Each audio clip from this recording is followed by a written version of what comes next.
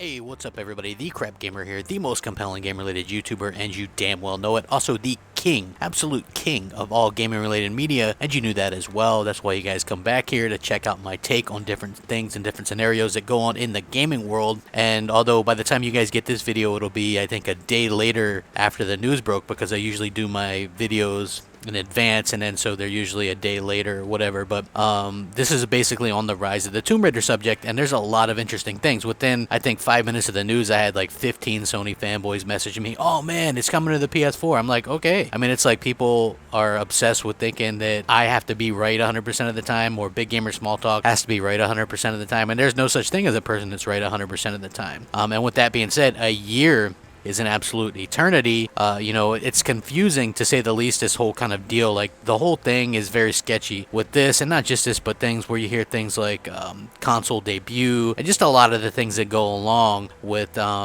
you know, how the industry is and things like that. This was a Don Matrick deal, mind you, not a Phil Spencer deal. But having the game exclusive for a year is pretty big, you know. But let's face it, a lot of Microsoft's third-party deals have not exactly gone well. This makes no sense to announce that this is going to be a year timed exclusive right now. Why not wait until the beginning of the next year? You know what I mean? Because then you have a little bit of time. But I would say this much: the PS4 fanboys that are like going around dancing and stuff, that's cool, but you weren't buying an Xbox One for this game anyway. You know, still, if people are going to be interested in buying an Xbox One, they can still buy it and still play Tomb Raider this year. I don't think you're going to see people go, well, it'll come out next Christmas. You know what I mean? That's a whole year later. You know what I mean? I don't really see that happening, and I know that a lot of people are quote-unquote now will get it on PC, quote-unquote, just like they did with Titanfall, even though that didn't happen. So anyway, what this does, there's a lot of advantages to this, and one of the advantages is the game was built from the ground up from the Xbox One, so obviously it's going to run really good. You get all your Ps, it looks great. I think there's a lot to be excited for. The main thing I was concerned about is, hey, we get to play it this year, you know, there's no waiting involved. I know the Sony fans are used to waiting for stuff, you know. I don't want to wait a year. Like, if this had been reversed and I was mostly an Xbox gamer, I would be pissed, man. I would tell Square Enix or, you know, Crystal Dynamics to pack sand, because I'm not going to sit there and wait a year and feel like a second-class citizen, you know what I'm saying? Because you know what I'm going to do when I get this game? I'm going to play through it, I'm going to review it, I'm going to have pictures, I'm going to have videos on my channel, I'm going to have everything up. You know, I mean, everybody's going to be doing this. There's people are going to be doing Let's Plays, streaming it.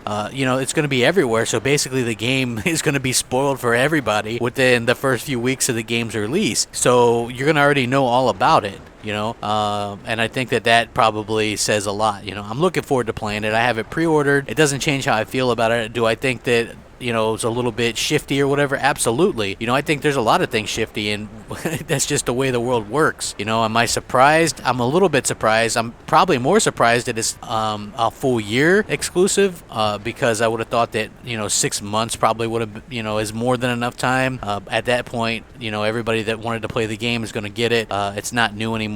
And then, you know, towards the end of the year, you know, there's going to be a whole new list of games that come out. You know, there's going to be like Gears 4, and you're going to have all that kind of stuff. And so I think that, you know, it's a situation where it works out best for Xbox gamers. It works out worse for PlayStation gamers.